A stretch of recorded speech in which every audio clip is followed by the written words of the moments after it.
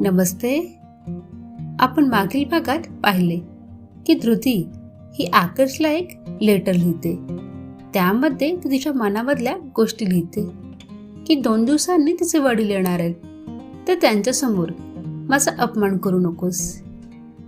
अर्णव धृतीला आपल्यासोबत पार्टीला यायला सांगतो.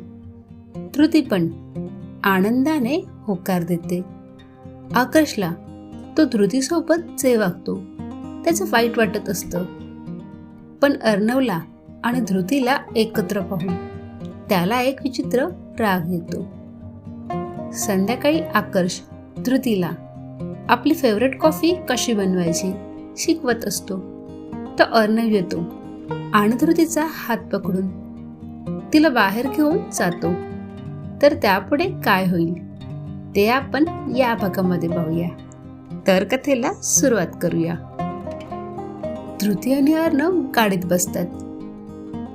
धृती, तुझा सीट बेल्ट बांध. धृती आजूबाजूला शोधू लागली. थांब, मीच बांधतो, असे म्हणत अर्णव धृतीच्या सीटकडे झुकला. बाल्कनीतून हे दृश्य स्पष्ट दिसत होते. अर्णव धृतीच्या चेहऱ्याच्या अगदी जवळ होता. साईड टेबलावर ठेवलेला मग उचलायला आकर्षने हात पुढे केला. त्याची नजर धृती आणि अर्णववर खिळलेली. त्याचा हात मगाशी आदळला. त्याच्या हातावर गरम कॉफी सांडली. क्षणभर त्याच्या हाताची जळजळ झाली.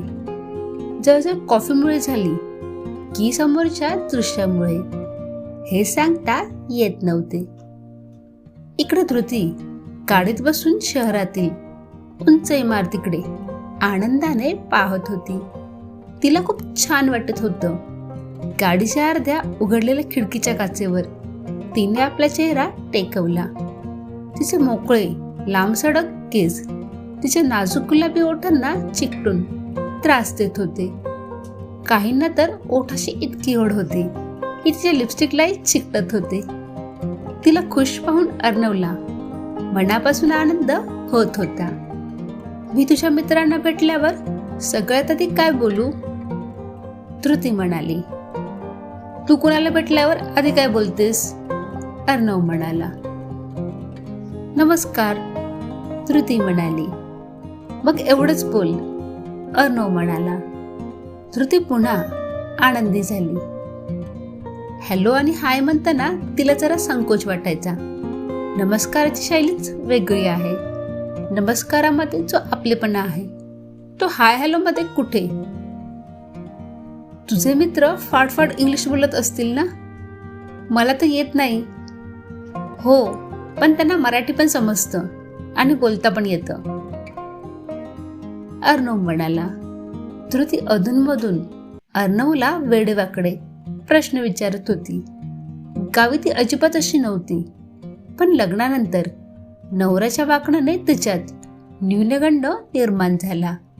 आता तिला स्वतःला लोकांसमोर जाताना संकोच वाटू लागला. माझे कपडे चांगले वाटतायत का? धृती म्हणाली. ऍक्च्युली खरं तर खूप छान दिसतायत. कदाचित तिथे 2-3 मुली जळून राख होतील, अर्णव म्हणाला. हो का? पण काल मी जास्त चांगले दिसत होते जेव्हा पार्लरवाल्या ताईंनी मला तयार केलं होतं. तिने खूप सुंदर अंबाडा बनवला होता. आज केस किती गुंतले जात आहेत बघ ना.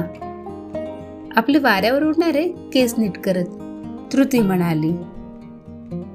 आज तू खूप छान दिसतेस. खरं सांगू, तू हसतेस तेव्हा तू खूप छान दिसतेस. मग जरी तू साधी साडी आणि लांब वेणी घातली असशील तरी काल तुझ्या चेहऱ्यावरून हे सुंदर असू गायब होतं जे आज आहे. अर्णवने प्रेमाने धृतीचे गाल ओढले. खरं तर अर्णवचे शब्द धृतीला खूप दिलासा देत होते आणि तिला जाणीव करून देत होते की खेड्यातील असणे ही लाजिरवाणी गोष्ट नाही. तिला खूप आनंद झाला. नवऱ्याच्या आजूबाजूला घाबरलेली असणारी धृती अर्णवशी मनमोकळेपणाने बोलायची. स्वतःला मोकळे मुक्त असल्यासारखे वाटायचे.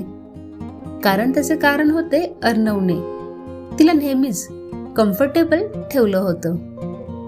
एका मोठ्या 5 स्टार हॉटेलमध्ये पार्टी होती, जिथे अर्णवच्या वयाची बरीच मुलं मुली तिथे हजर होती. अर्णवने धृतीची एक एक करून सगळ्यांशी ओळख करून दिली. धृती पहिल्यांदाच एवढ्या मोठ्या पार्टीत आली होती आणि तिला इतक्या मोठ्या ठिकाणी भीती वाटत होती. ती 1 मिनिट सुद्धा अर्णवची साथ सोडत नव्हती. अनेक मुलींनी धृतीसोबत मैत्री केली होती. रात्रीचे 9 वाजले होते. अर्णव आणि धृती अजून आले नव्हते. आकर्ष त्याच्या खोलीत इकडे तिकडे रागाने फेऱ्या मारत होता. बराच वेळ वाट पाहिल्यानंतर त्याने रागाने अर्णवला कॉल केला. कुठे आहेस तू? एवढी रात्र झालीये, घरचा रस्ता विसरलास का? आकर्ष म्हणाला. काय ब्रो, फक्त 9 वाजलेत, आत्ताच घरी? आणि तू माझी एवढी काळजी कधीपासून करायला लागलास? मला आठवतंय गेल्या इतक्या वर्षात तू मला रात्री उशिरा येण्यावरून कधी ओरडला नाहीयेस. अर्णव म्हणाला. आकर्ष थोडासा शांत झाला. तू कोणाच्या तरी सोबत गेला आहेस हे विसरतोयस. तुला वेळेची काळजी घ्यायला हवी. धृती इतका वेळ घराबाहेर राहिली तर मॉम डॅड रागवू शकतात. फोनवर हात ठेवून तोंड दाबून अर्णव हसायला लागला. मग मनात बोलला, मॉम डॅडच्या बहाण्याने तरी तुझ्या बायकोची काळजी घेतलीस, हे मला आवडलं. मग त्याने फोन कानाला लावला आणि म्हणाला, ते काय आहे ना ब्रो, मला तुझ्या किंवा मॉम डॅडच्या रागाला बळी पडायचं नाहीये. तुझ्या वाईफला मी अर्धा तासापूर्वी सही सलामत सिंगल पीस घरी आणला आहे. ती खाली हॉलमध्ये मॉम डॅडशी बोलत आहे आणि मी माझ्या खोलीत आहे. तसं तुला धृतीची काळजी घेताना पाहून खूप आनंद झाला. अर्णव म्हणाला, गरजेपेक्षा जास्त बोलू नकोस, मी अगदी कॅज्युअली विचारत होतो. आकर्षने रागाने फोन कट केला. आपली चोरी पकडली गेल्यासारखे आकर्षला वाटले. त्याने खोलीतून बाहेर येऊन खाली हॉलमध्ये पाहिलं. धृती खाली रक्षित आणि शोभा बरोबर बोलत बसली होती. आपल्या केसातून बोटं फिरवत तो आत गेला. खाली हॉलमध्ये रक्षित आणि शोभा धृतीशी नीलमच्या लग्नाच्या तयारीबद्दल बोलत होते. धृती, तू गेलीस तर इथे अजिबात बरं वाटणार नाही, लवकर ये बेटा. धृतीच्या डोक्यावरून हात फिरवत शोभा म्हणाली, मी लवकरच येईन आई. मला पण सगळ्यांची खूप आठवण येईल. तुम्ही सगळे लग्नाला याल ना? हो बेटा, तुला माहित आहे इथे खूप कामं आहे, पण लग्नाच्या दिवशी नक्की येऊ. रक्षित हसत हसत बोलला. तेव्हा धृती खुश झाली. ते आई, मला तुमच्याशी काहीतरी बोलायचं होतं. धृती जरा संकोचून बोलली. हो हो हो बेटा, सांग काय झालंय? शोभा हसत हसत म्हणाली. आई, खरं तर मला नीलमसाठी काही वस्तू खरेदी करायच्या होत्या. ते आई बोलली, ते ती म्हणत होती इकडे जास्त चांगल्या भेटतील आणि लग्नाची कामं इतकी आहेत, तिला नाही जमणार यायला. तर धृती म्हणाली, हो हो चालेल ना, मी आकर्षला म्हणजे अर्णवला सांगेन आणि तो तुला सर्व सामान घेऊन देईल. आणि तू तरी अजून तुझ्यासाठी कपडे कुठे घेतलेस नाही ना? शोभा म्हणाली. नाही आई, ते कपड्यांबद्दल नव्हतं, ते थोडं व्यावहारिक वस्तू घेण्याबद्दल होतं.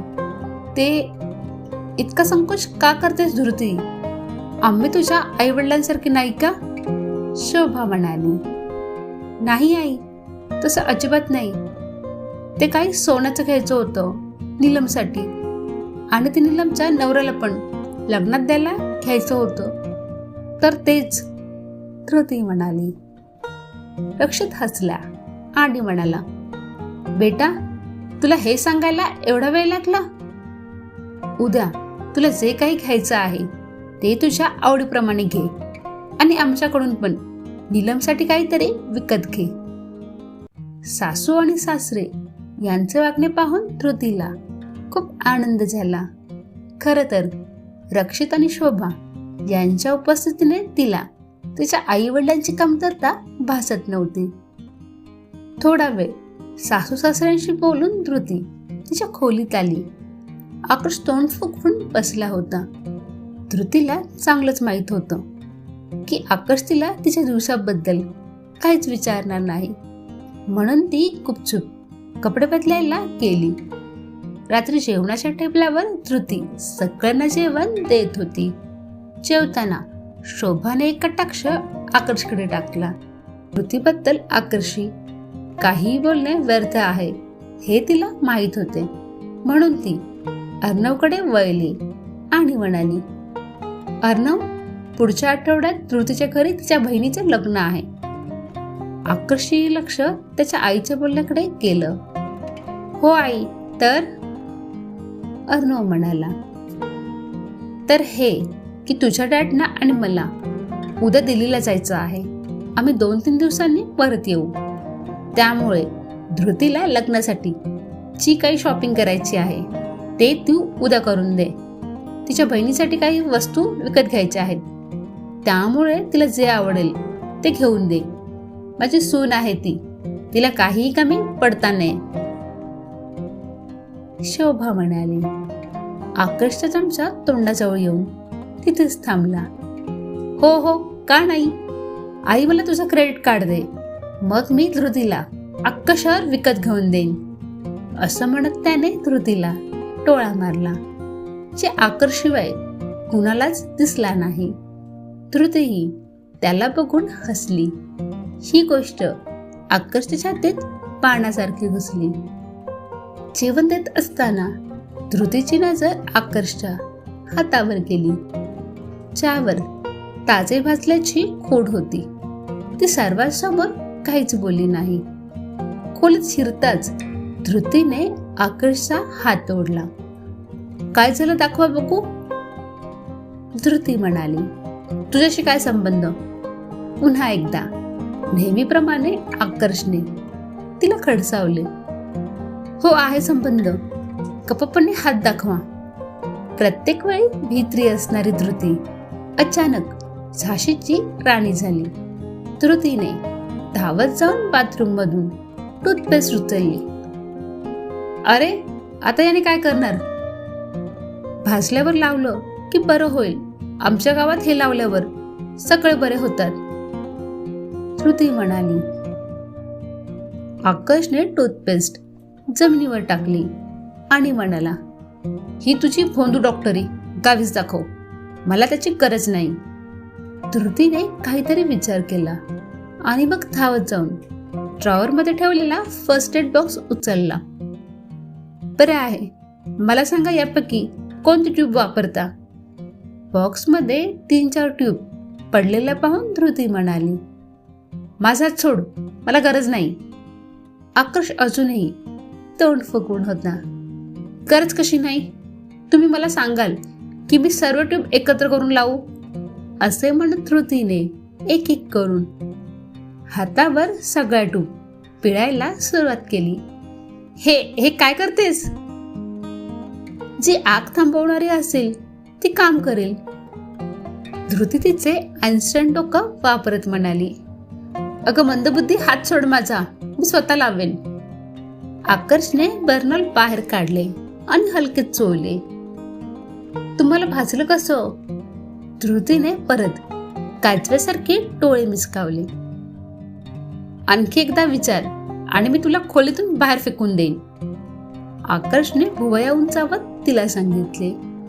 धृती उठली आणि घाबरून पळून गेली. आकर्षच्या चेहऱ्यावर आश्चर्याचे भाव होते. ती खरंच निघून गेली? मला वाटलं ती अजून थोडं इन्सिस्ट करेल. आकर्ष पुन्हा त्याच्या हाताकडे पाहू लागला. अर्णवला लागलं असतं तर ती त्याच्या मागे फिरत राहिली असती. चल, तुला औषध लावून देते, थांब, तुला पट्टी बांधते. हा, इतकीच काळजी आहे माझी, आकर्ष म्हणाला. दुसऱ्या दिवशी सकाळी, हॅलो धृती, संध्याकाळी तयार राहा, मी कॉलेजमधून परत येतच. तुला शॉपिंगला घेऊन जाईन.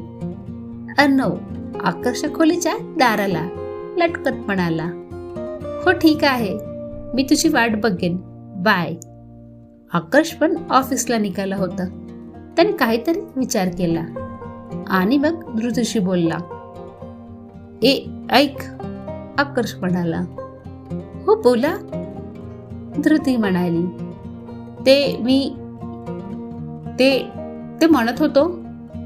आकर्षवरती पंख्याकडे बघू लागला. काय? धृती म्हणाली की मग तो रूम मध्ये इकडे तिकडे बघू लागला. काय? धृतीने कायला लांब ओढलं.